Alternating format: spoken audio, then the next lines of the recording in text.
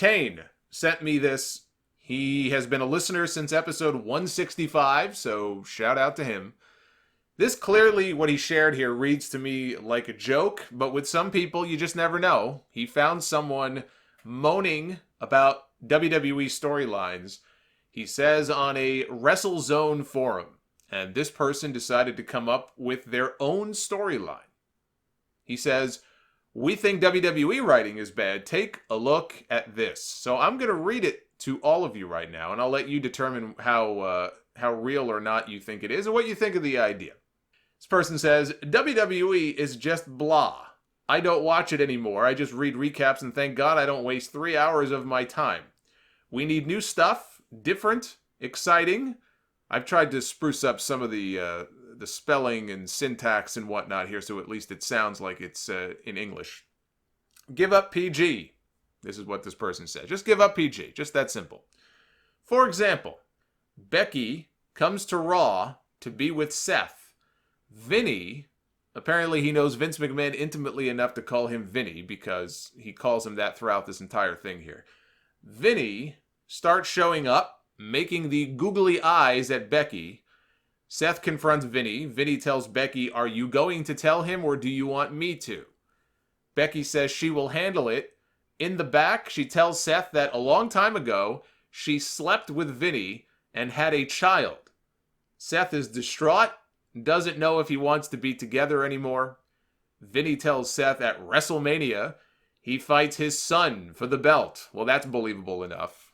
Put Shane McMahon in a championship match at WrestleMania, yeah, I could see that.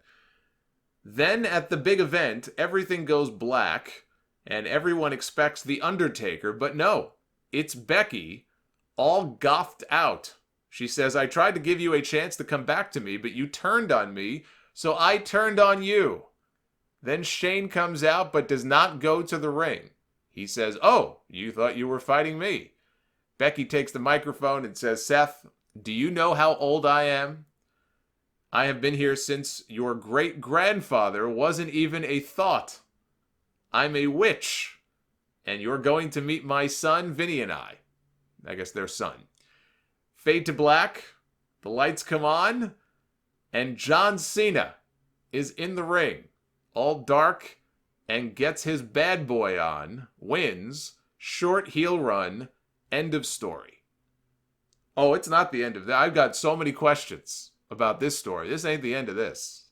More like the end of his stash, whatever it was that this person was smoking when they wrote this up.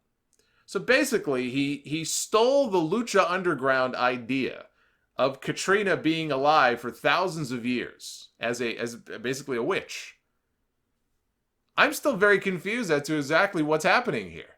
If we assume that Vinny is Vince McMahon, then what I get out of this is that Becky is a witch who slept with Vince, and together they had a child, not Shane. I guess Vince and Linda had Shane, but Vince and Becky gave birth to John Cena, who's suddenly getting that long, elusive heel run at the age of 42. That part, at least, I can get behind. Of course, it would also mean that Rollins has been having sex with Cena's mom, which is distressing. But if we get a John Cena heel turn as the goth son of Vince McMahon and Becky Lynch, you know what? I'd watch that show. Be more interesting than what we get on Mondays.